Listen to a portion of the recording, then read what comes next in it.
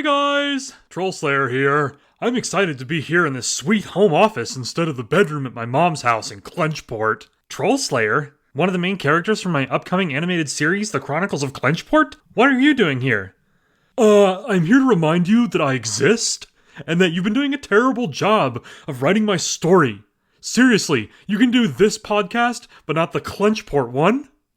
I haven't forgotten about you. There's a lot going on, and the team is working as hard as they can.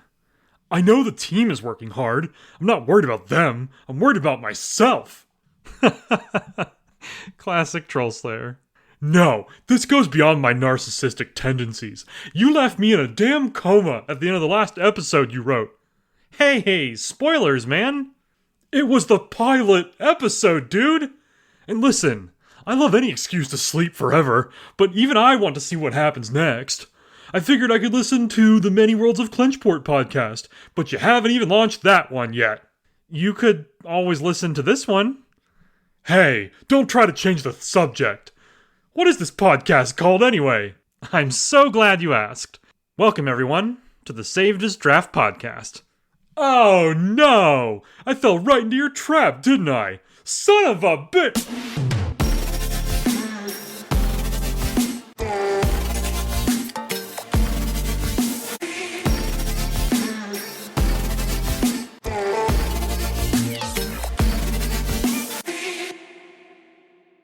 Hello everyone, and welcome to episode 19 of the Saved as Draft podcast. This week's episode is packed. I've got a lot of exciting stuff for you all. We'll start with our housekeeping here, followed by this week's shoutouts, and then I'll be welcoming the prompt goddess Sarah Rush onto the show to talk about some of the stories and poems she read for day 6 of the Madness and Mayhem Challenge. After that, this week's writing discussion will be about avoiding burnout, which is something we writers and artists are extremely prone to in today's day and age. I'm excited to share some lessons I've learned over the years to try and help. After that, I'll be sitting down with fellow horror author, musician, and podcaster A.R. Eldridge, who will be sharing his experience after writing over 600,000 words in the last 5 years. Trust me, this is one interview you won't want to miss. He shares some truly valuable advice that I think everyone can benefit from. So that's our agenda for today's episode, but before we dive into the shoutouts for this week, I'd like to take a moment to thank everyone who's been participating in the Madness and Mayhem Challenge. Keep in mind though, even though I post prompts daily, you're free to come back and try out any of the prompts you missed as time permits. I've been catching up on a few myself as the challenge goes on, and I like to say what day of the challenge the story or poem's for in the subtitle of the post, but any way you want to call it out is totally fine. Plenty of folks have been tagging me as well with their incredible work, and please continue to do so. It's a great way for me to make sure that I get a chance to read, comment, and restack your phenomenal stories and poems, because I do want to see them. We're about halfway through the challenge here in the middle of May, so plenty more to come. And with that, let's jump into this week's shoutouts. First up in this week's shoutouts is Renee Rochester by Blaise Alcock. This piece was a roller coaster of different emotions, in a good way. It dances between prose and poetry, almost blurring the line between the two, in a way that I found really compelling. It tells the story of two lovers, one who is a painter and the other a duchess. It uses a lot of double meaning to describe their revelries, let's say, but it does so with terms that bring art itself into the fold, so it feels natural. The piece gets dark as well towards the end, but it never steps too far outside of the double meanings that it established early on. I found it really captivating as a result. Check out this excerpt that I picked out from this piece. Yet, the painter couldn't go on.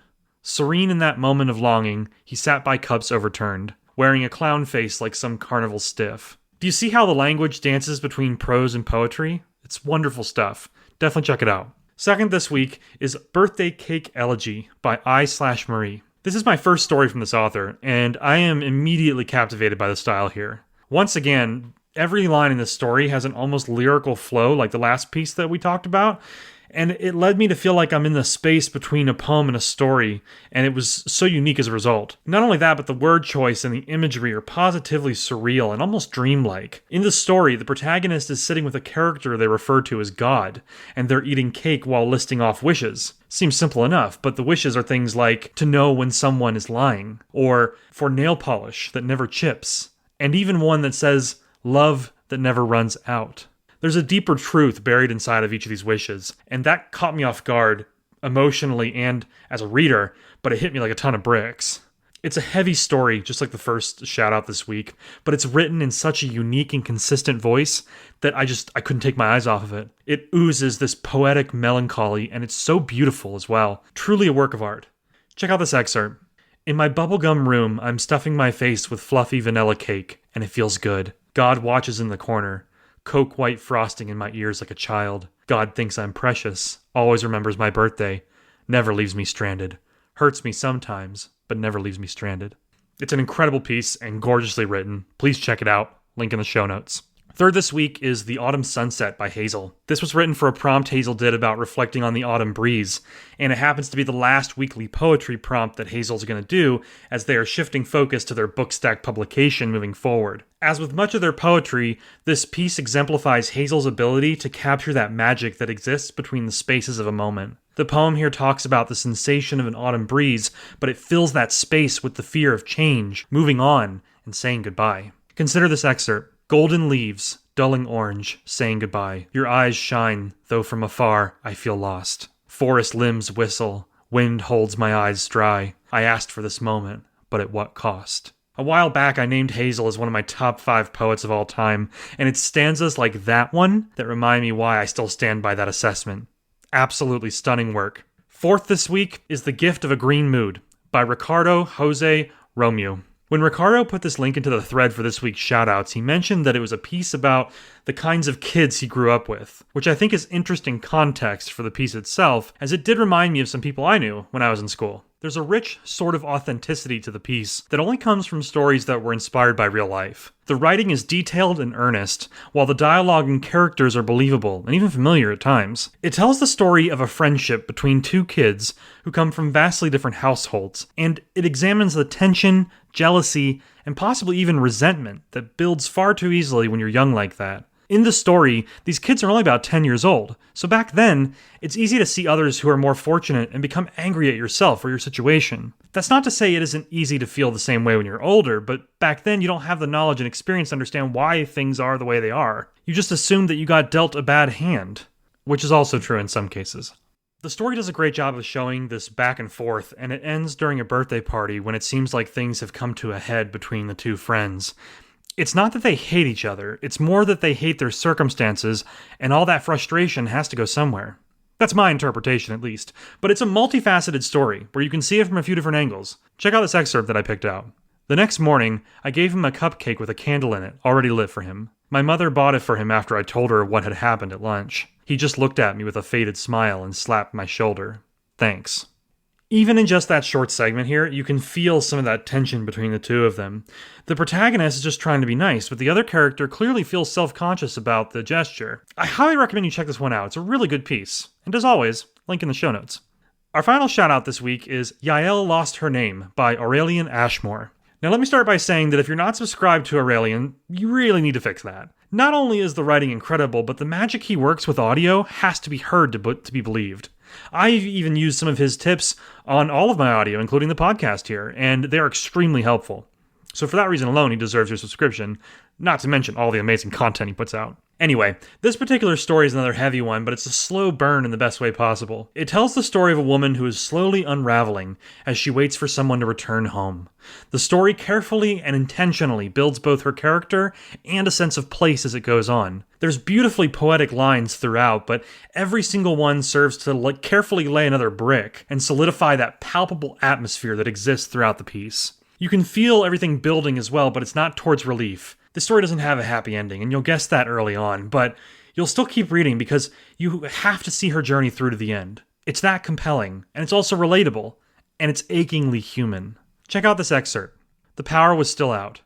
The warm light of a single candle lit her room, painting creatures with broken limbs on the wall. Black little demons, leaping corner to corner. Still, she preferred to be in this room with them. It was safer around them than outside.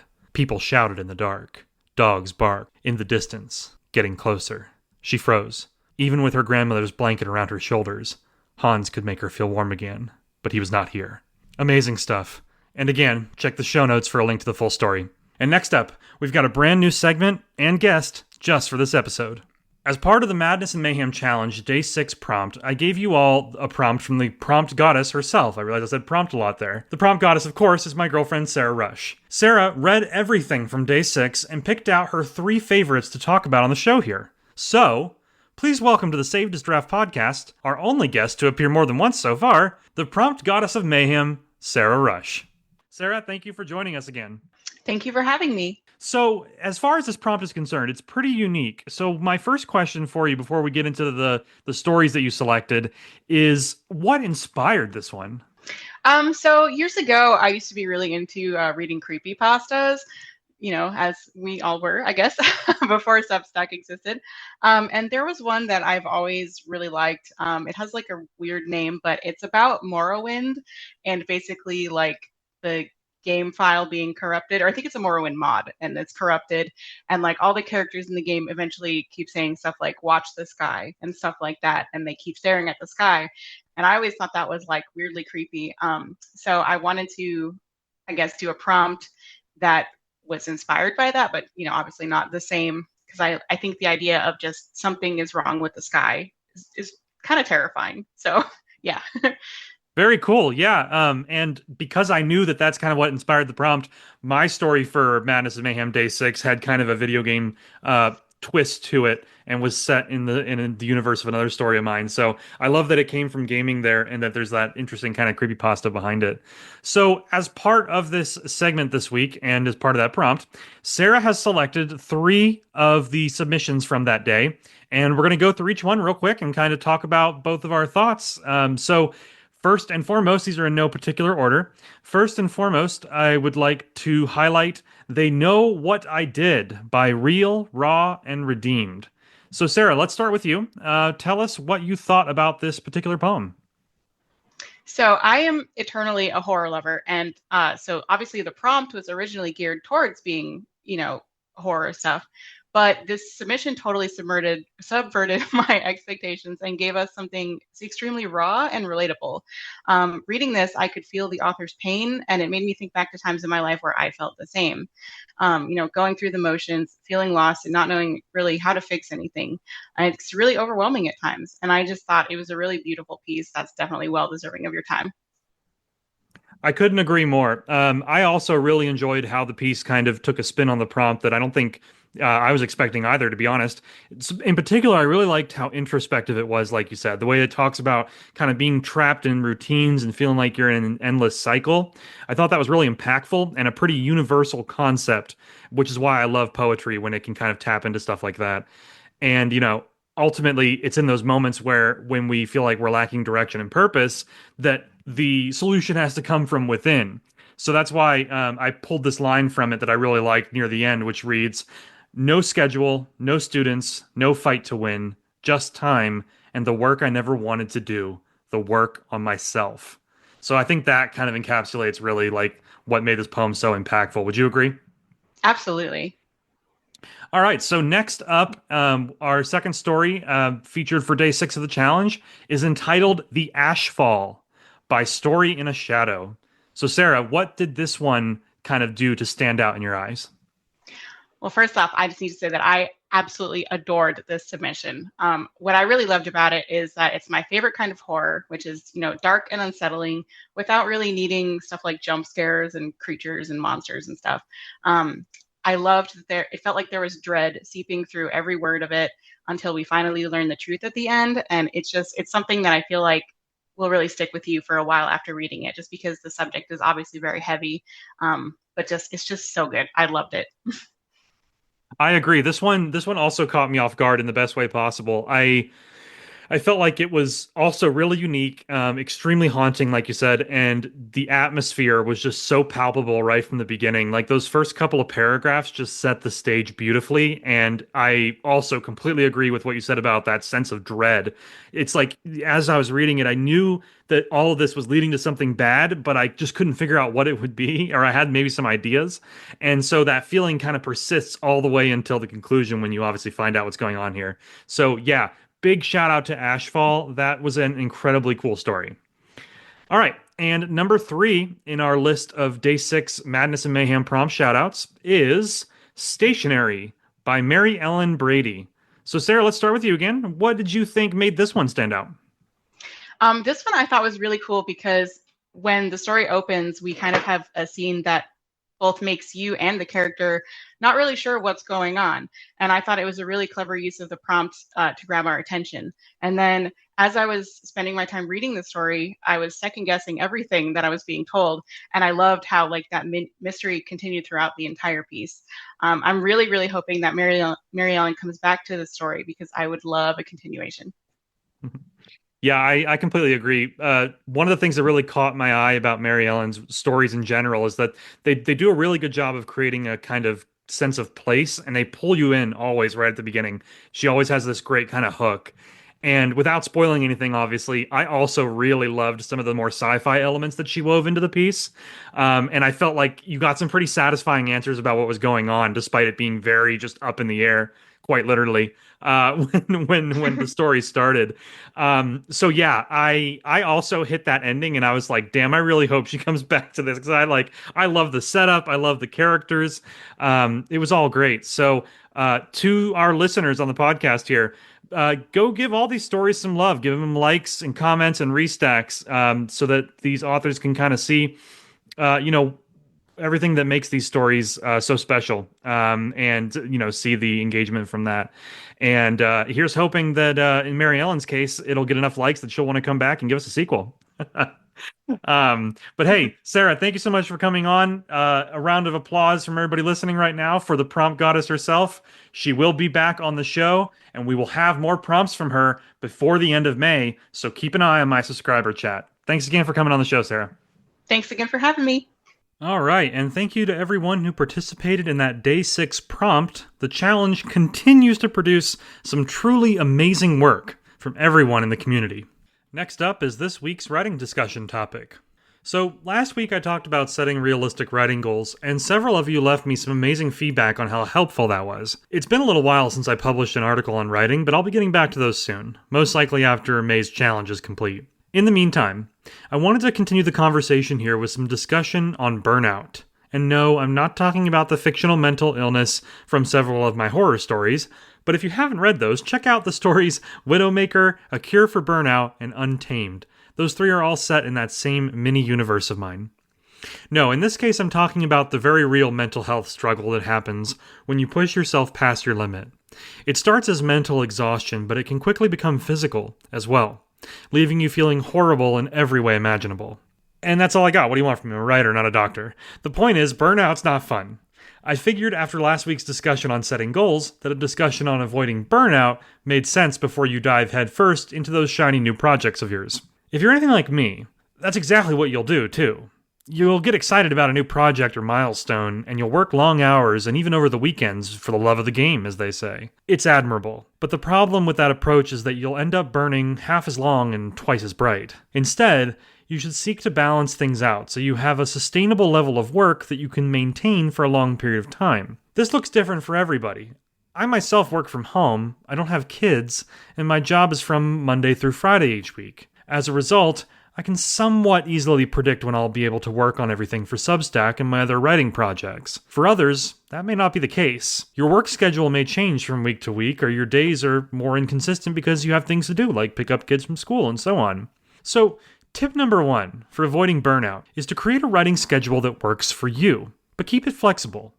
The problem with some kinds of writing schedules is that they're too rigid, and you end up burning yourself out because you're trying so hard to stick to it when you know that life will find a way to get in your way. The best approach here is to just designate days where you want to get writing done, and pick 5 or less.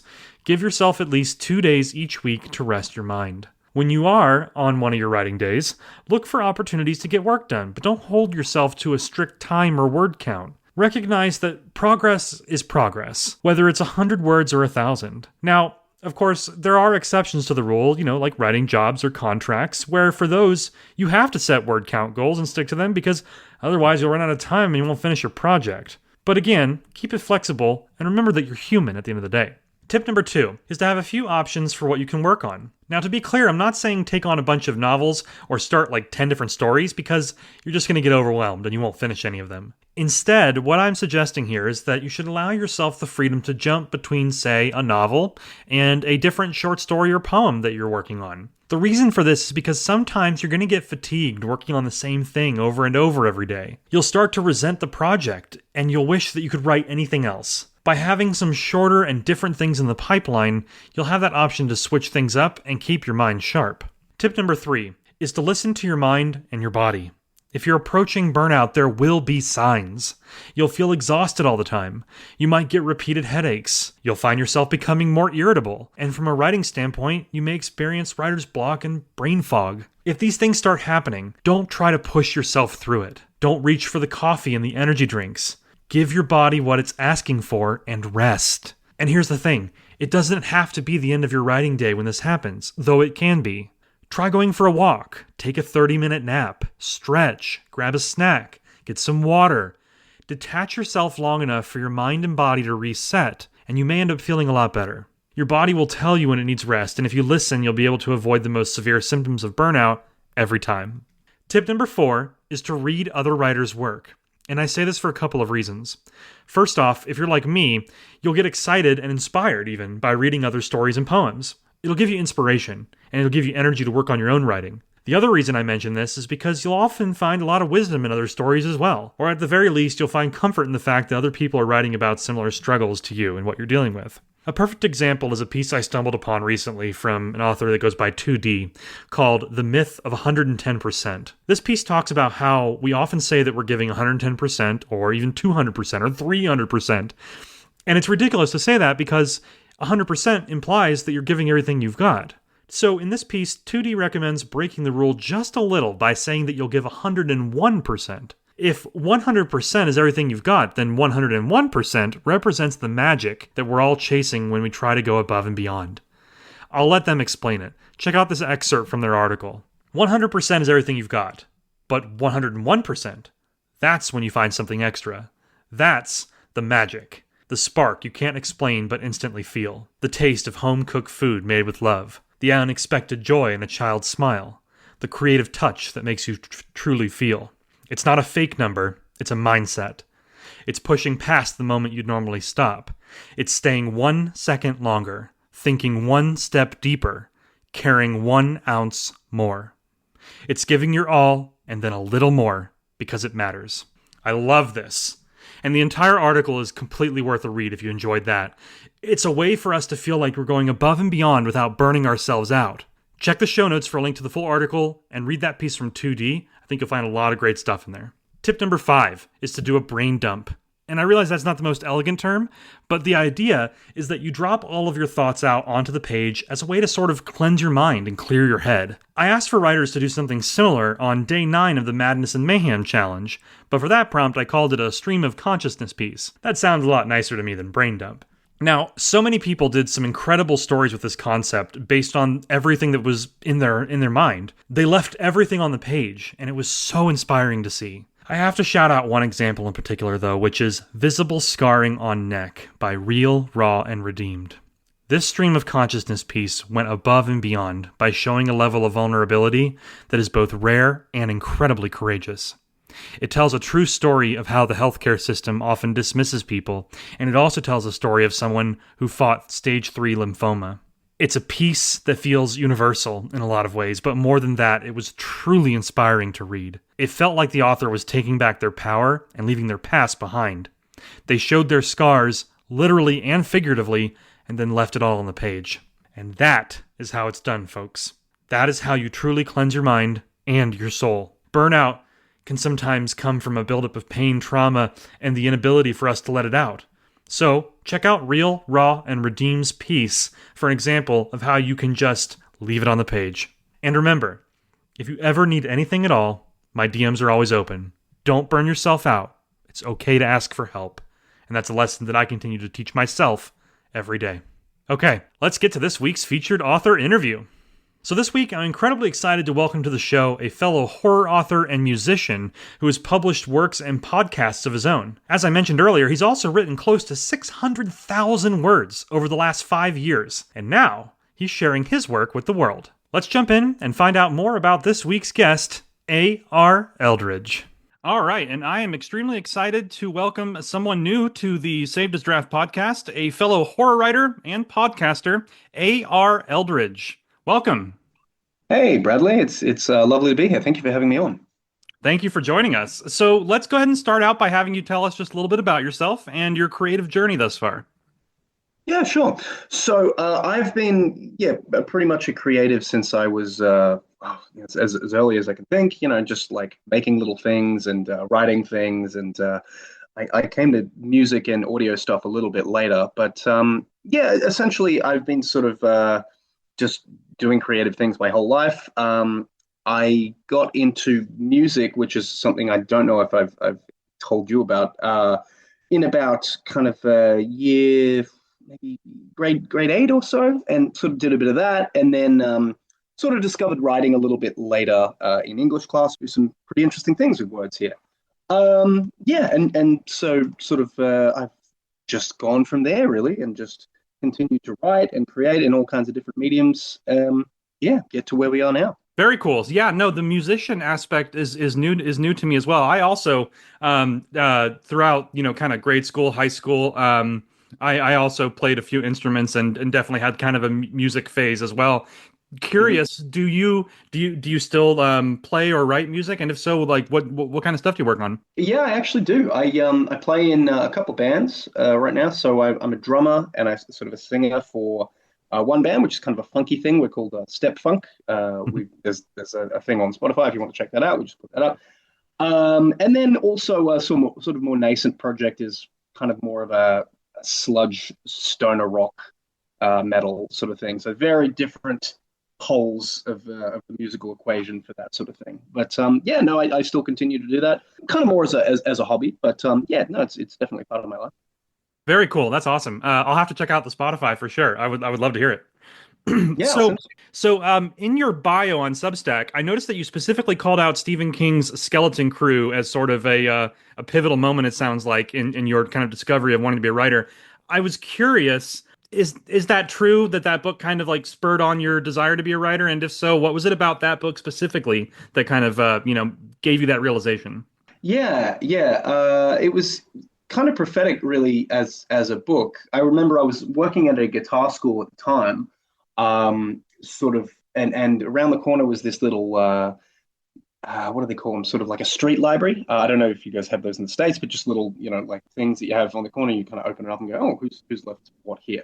So I found a copy of this book, and it's a big book. It's a tome. It's well, something like 500 pages, 600 pages long. And I got it out and I started reading it, and I was like, wow, this is really cool stuff. This is really like edgy and interesting. And he's an absolute giant in fiction, and I'd say specifically his short stories are really, really like top tier. So that just got me thinking, wow, I'd really like to sort of try my hand at doing this sort of stuff. And yeah, I kind of just continued from there and started writing. I actually wrote a sort of zombie story um, a little bit later after that that was based around my city. So it was very like using a lot of local geography and stuff. So yeah, kind of it sort of spurred my interest in, I guess you'd call it like urban horror, but it's just kind of horror in general, really. Hmm. Yeah, something about the way that book is written is just very cool. I don't necessarily think it's the absolute best, example of the genre, but it certainly holds up. Yeah, absolutely. I also was someone who, growing up, I read a lot of Stephen King, and I would say is that he was definitely one of kind of the inspirations for my style of horror that I write these days. Mm. Um, so when you're looking for inspiration for kind of new stories or projects, do you typically find that you are inspired by books like that, or what other sort of mediums do you typically go to when you're seeking out inspiration? It's a good question. So I'm trying to read things constantly. I think that's really helpful. I think I think it was actually Stephen King who said people who don't have time to read don't have time to write, which is a little controversial, but it's certainly interesting grist for the mill. But I'll find so that'll be kind of my baseline. That's sort of just what I'm doing to sort of keep the creative brain ticking over.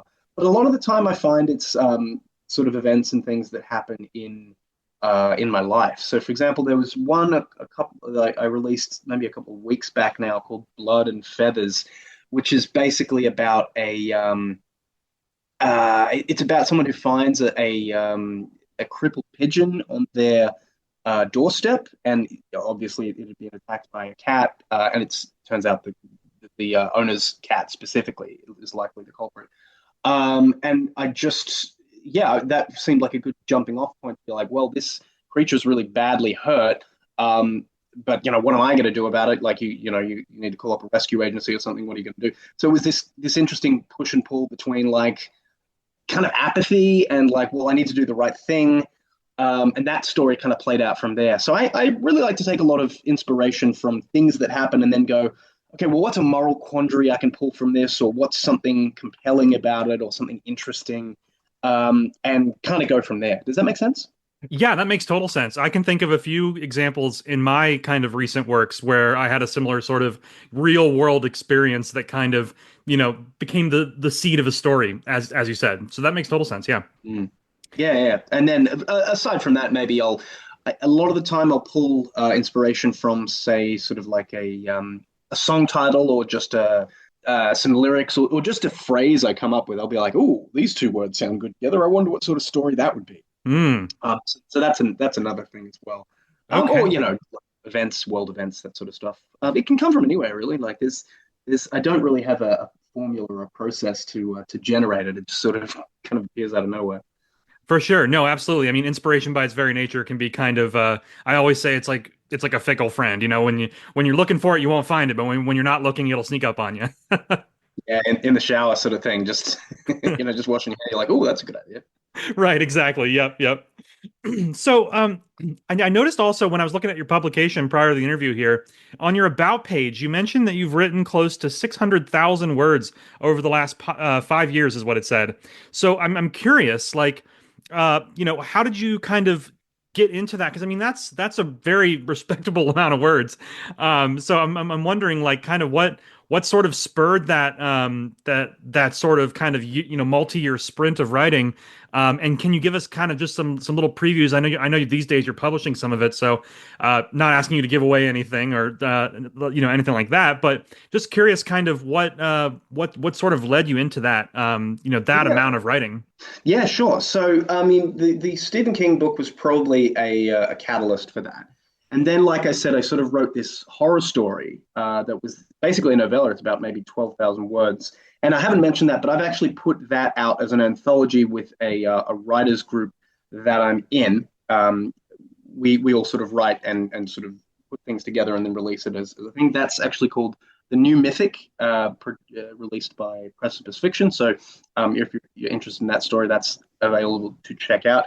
But yeah, essentially, I sort of started writing and I was like, well, this is good. I sent it to some people and they were like, this is really cool. This is really interesting. So then I just sort of started writing in that vein, and it sort of tended to fall more into the horror thing. At some point, I wrote a science fiction. I think it's probably YA science fiction now that I look back at it. Sort of thriller that's kind of in the trunk and is completed, and that's maybe 70, 80,000 words. So that's around the most recent novel that I'm working on, because I've tried my hand at a couple, is sort of like, I like to describe it as the Stephen King's The Shining that's set in the Blue Mountains of Australia. So that's kind of a project that I've been working on over the last couple of years. So yeah, just between, little random ideas of stories and things, and these bigger novel projects, and there's quite a few of those. I think there's maybe 4 or 5 of those lying around that hit the 40,000, 50,000 words sort of marks, and then, you stop where you put down on that sort of thing. Yeah, it's just kind of accrued in that way. So I think 600,000 was a rough estimate, but I think it'd be somewhere close to that, maybe a little bit less or a little bit more. Yeah, but look, a lot of it's kind of horror. There's quite a bit of science fiction there. I did a bit of stuff for No Sleep, the Reddit thing for a while, which is just basically first-person descriptions of, hey, explain this crazy, horrific event that happened to you, and it's fictionalized.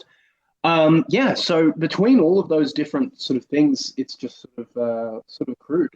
And I've just kind of sat down and written, tried to do most days, over the past couple of years. So I guess it's just how it's happened. That's fantastic. I think that's a perfect example of, kind of the snowball effect where it's like, a lot of writers, they get paralyzed thinking about trying to finish even one project out of the several that you just described. And it really comes down to, I think, just kind of having that sort of daily routine. It's just a little bit every day. And before you know it, over the course of several years, like yourself, you have hundreds of thousands of words. So that's fantastic. Yeah, thank you. So, when it comes to your unique style of horror, and I know you mentioned sci-fi as well, I'm curious, like Mhm. what you would classify as some of the unique elements that you sort of include in your stories, and more specifically, what sort of themes that you feel like kind of resonate across your work. Sure. So I would classify a lot of the work I do, not necessarily all of it, because there's always the outliers and things of different things you want to do, but a lot of it falls under this sort of cosmic or Lovecraftian or even existential horror. Sort of these big forces that are kind of way out of the hero's control, um, that are sort of imposing their will upon them, and that's something that happens a lot. I've been told by another writer friend of mine that a theme that tends to come up is people put in the absolute worst case scenarios and basically acting on the worst of human impulses. I find that quite compelling. The horror story that I mentioned, it's called Town Hall Steps. That's in the anthology. That one is very much that. It's four friends trying to make it from one side of the city to another in a zombie apocalypse, and basically the inherent horribleness and selfishness of people, and in particular, like young men, that kind of comes out over the course of the journey. And I find that inherently very juicy. Other than that, the intersection between technology and horror, I guess, or technology and people wrestling with technologies and things that are new or have just come up and they're not entirely familiar with, and what that looks like, trying to wrestle with those ideas. That sort of comes up fairly frequently as well. But yeah, that's more or less it. Kind of under that greater horror sort of cosmic horror aegis usually covers sort of most of it. Okay, yeah, no, I mean that's right up my alley because I also would classify a lot of my horror as kind of the cosmic Lovecraftian angle.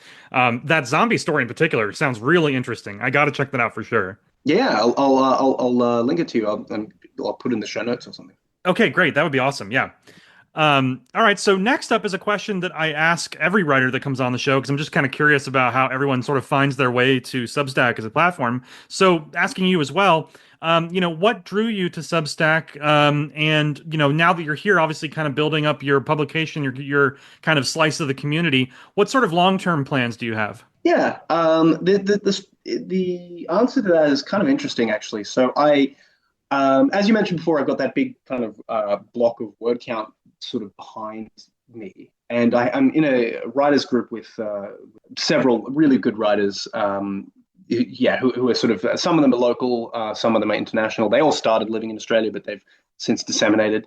And basically, we went to a gig. We went to like a stoner sort of doom metal gig. And in sort of the break between the bands, my friend kind of cornered me and was like, "Hey, you write a lot of words, right? Like you write significantly more words than me, because he's a slow writer. He sort of tends to pass it out a little bit more slowly. He thinks about it probably more than I do. And he's like, yeah, like why don't you put these things out? And I was kind of like, well, I don't know. I mean, like I wouldn't. Basically, I kind of waffled and was like, yeah, I'm not sure. Like I'm not sure what I would do. But he was like, no, no, really, why don't you? Like, what you know obstacle do you have to doing that? And it came down to, well, I really don't know where to put it out. Like I really wouldn't know where to do it. And he's like, well, you could do a blog post, but probably, you might want to do it on Substack. And I was like, Substack, what's that? I've heard of this before because there's a music critic who I follow, Robert Crisco, who has a Substack newsletter that I'm subscribed to, but I'd really never heard of it any more than that. And he's like, well, it's this thing where you've got an email newsletter, but it's also a social network. So it's sort of the best of both worlds because you email out to all these people, but also you have the opportunity to sort of network and mingle with people, and you can sort of build an email list. And from years and years of studying just book marketing, just passively, I've sort of picked up the idea you really need this email list because that's people who you can sell books to eventually when you have to sell. Hmm. So I was like, okay, well, that sounds cool. And then I sort of just jumped onto it and I just discovered this really amazing community of people who are also interested in writing fiction. Specifically, the horror community on Substack is really, really vibrant. And there are some really amazing writers, like far better than me, that are on there kind of doing their thing regularly. So yeah, just sort of fell into it and got caught up in the excitement of it, and have sort of made a couple of good friends along the way. So yeah, that's kind of more or less it. In terms of long-term goals, I would obviously want to grow it and be able to get an audience such that I can eventually sell books. So the author community, the community on Substack, so far as I know right now, is predominantly authors. There's a lot of writers, but there are readers on there as well. So and authors, of course, are readers themselves. So it would be an idea of sort of building that up. Maybe creating subscriptions. I'm not as interested in that necessarily immediately. But yeah, essentially building an email list, building a group of people who know what my work is about. And then when I'm ready to publish something, I'm like, yeah, cool. This is this guy who I've read a lot of stuff of. I want to see what a novel of his is like. So that's kind of the long-term plan, more or less. Okay, yeah, that makes total sense, and I think that's an extremely valid sort of approach on Substack. It's like you said, having that email list is so important, especially in the long term. Once you're able to put out some new work and stuff like that, as far as longer works go. So, as kind of preparation for the interview here, I was looking at some of your previously published works on Amazon, for example. So, for the benefit of the listeners here, I'm wondering if you could just kind of give us a kind of the full scope of where we can find like published work of yours. Like, what are sort of all the things that are out there right now? Obviously, we know about your Substack, but what else do you kind of have out in the world? Yeah, sure. So I have a short story collection on Amazon, which is called Golden Hour, which is basically a collection of, I think it's 7 or 8 short stories. I can't remember exactly how many. That's out there. A couple of those stories are on Substack right now. I'm sort of passing them out just slowly. But yeah, that sort of more tends towards the horror sort of thing. There is a little bit of crime in there as well. As I mentioned, also I've also been published by the writing what's the publishing house, like it's essentially a vanity press, a publishing house that I put together with me and my friends, which is called Precipice Fiction. That's called The New Mythic, and that's got the zombie story in it. That's that one specifically. But all the other writers on that are really, really that whole production is incredibly polished, which is really cool. And then some other stuff. I've been published by a company called Westwards, which is specific to Australia, the western suburbs of Sydney, where I live. And that's sort of a hard crime sort of thing about this guy who robs a convenience store. That's called, what's the name of that one? Small Float. I don't know if you'd be able to find that online. It's probably on Westwards somewhere. But yeah, that's a great anthology as well. And then the last thing I've got is something published. I'm not sure if you guys have it here. I know it was started in the UK. It's called The Big Issue. And I had something published in that magazine, it's kind of the best-selling literary magazine in Australia, because every now and then they do this fiction edition that they just really hype up. So I got into that, and it was one of the 12 out of something like 700 applications to that. So yeah, I'm pretty proud of that story, and that's more literary fiction. But that pretty much covers most of what I've done. So I've got a few little credits and things floating around. Fantastic. Thank you. Really appreciate that. And we'll be sure to include links to anything that you would like to in the show notes for everybody to check out, myself included. I'm looking forward to it. Absolutely. Yeah. So shifting over to the podcast side of what you do, I recently discovered your podcast that's called The Eldritch Horror, which I love that name, by the way.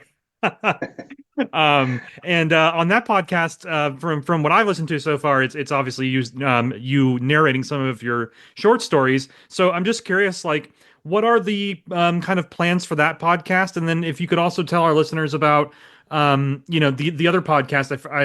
The name escapes me, but I know you mentioned another podcast before the interview here. Yeah. So what's going on with you in the world of podcasting?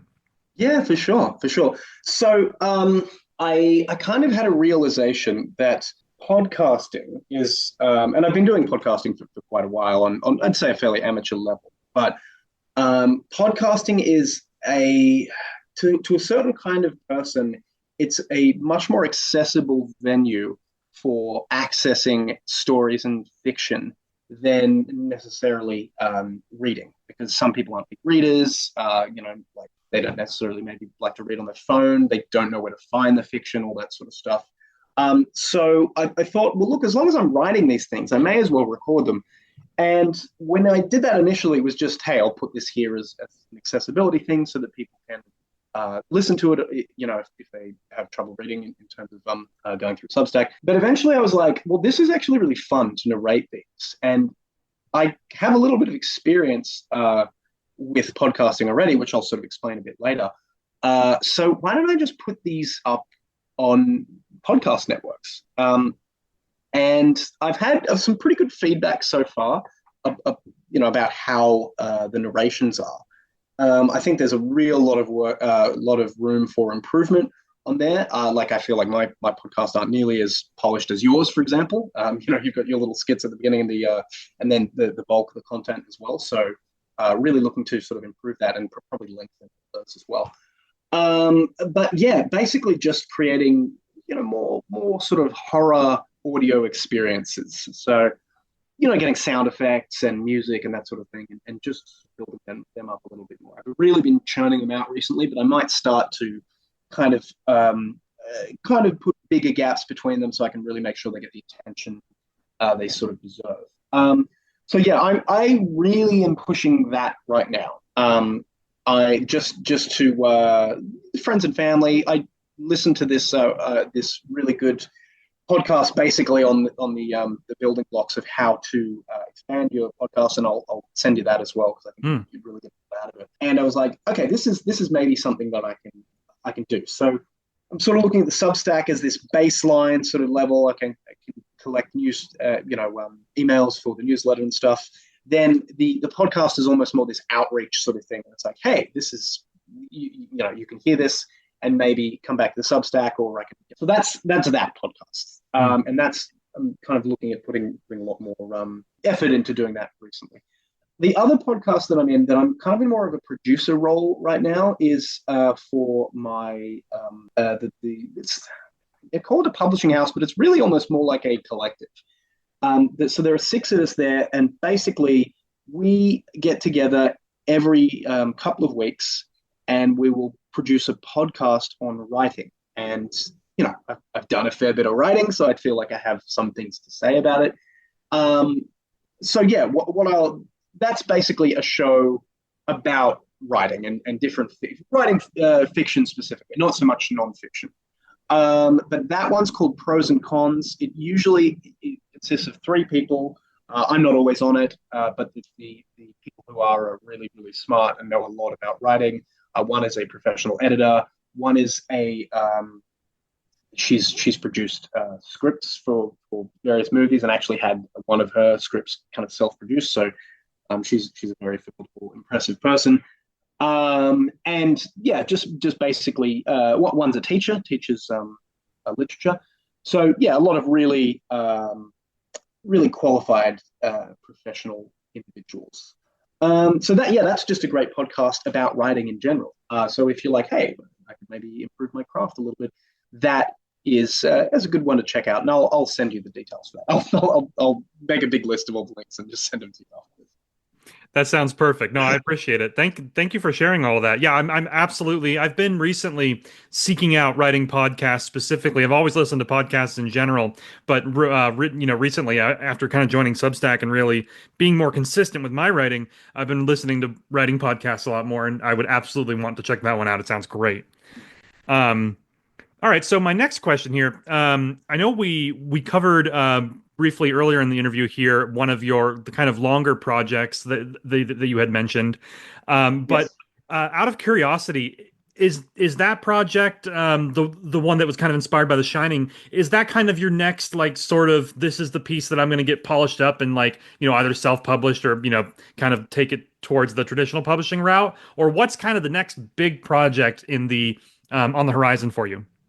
Yeah, so yeah, you very cannily picked that is, yes, that's the project that I'm sort of focusing on now. Like it's it's easy to it can be a little bit tricky to funnel my energy and attention into what I'm doing specifically. So that is definitely the next thing that I'm sort of working on. It's got one draft completed. It's very messy, but it is there, and I like the story enough such that I'm like, no, I want to put this together. I really like the characters. I like the setting. Just need to tighten up a few of the nuts and bolts of what's going on. The magic system, I guess you would call it in the words of Brandon Sanderson.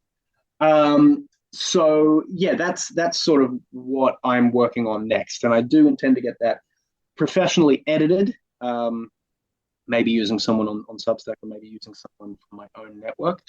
And then look, I think I'm going to lean towards self-publishing, Hmm. just because I've sort of heard some horror stories about the speed of iteration of traditional publishing and sort of remuneration for that.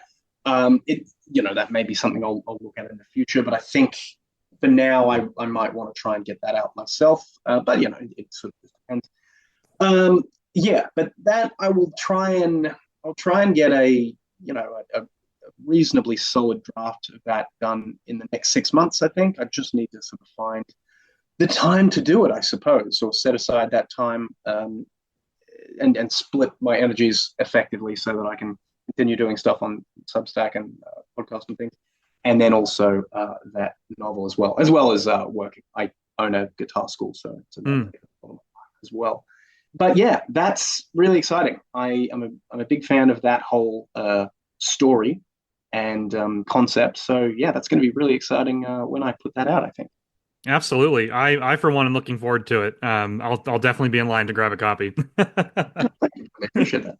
So, my last question for you here, now that we've kind of discussed your journey so far and all the things you've worked on, when you're looking back over these years that you've been writing and podcasting and, just kind of developing as a creative, artist, what are some of the biggest lessons that you have learned over the years that you would think could be beneficial for someone who's just kind of, jumping into writing for the first time or the first time in a long time?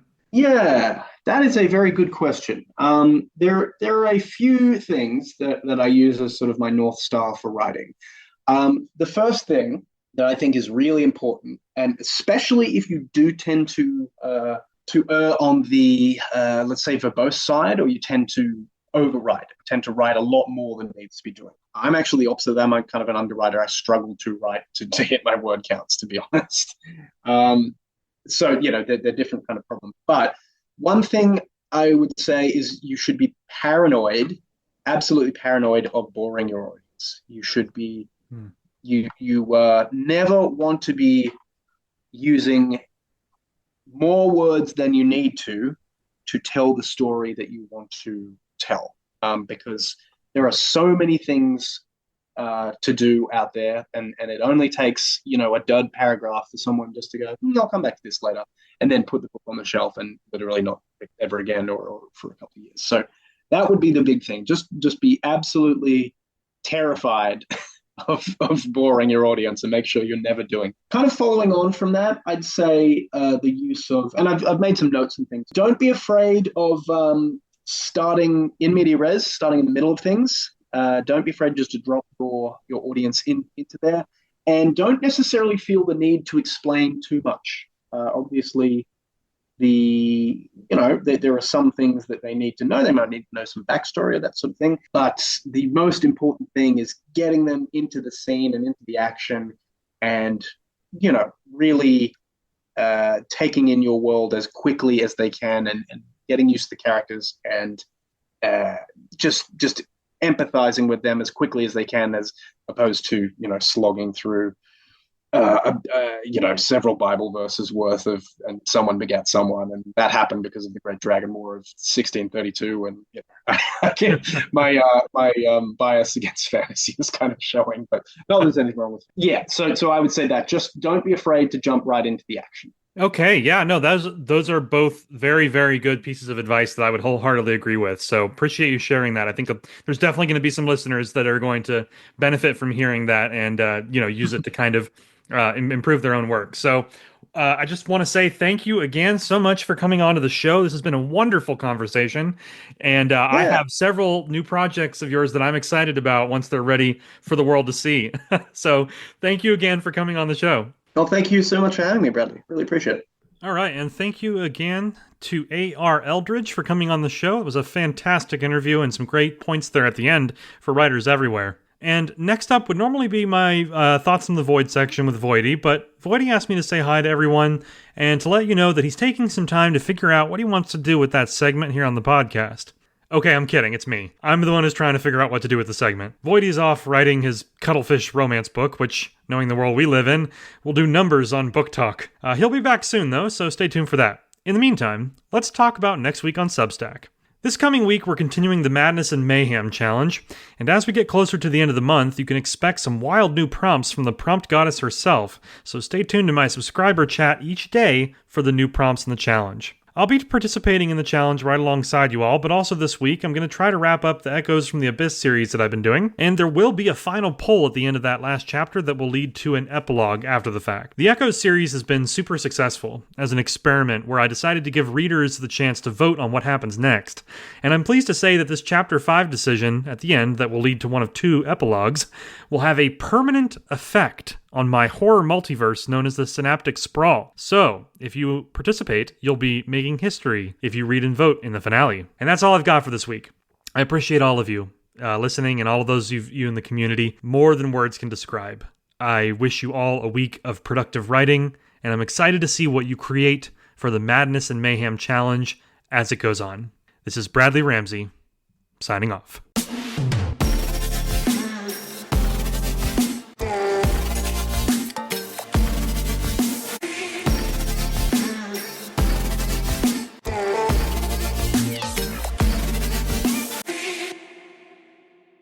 Okay, show's over. You can come out now, Troll Slayer. Oh, what the hell, man? It was like an hour-long episode. I thought these things were like 20 minutes. They used to be, but I've got other stuff going on. Did you at least enjoy it? I don't know. I wasn't paying attention. Anyway, get back to work on Clenchport. I'm getting out of here.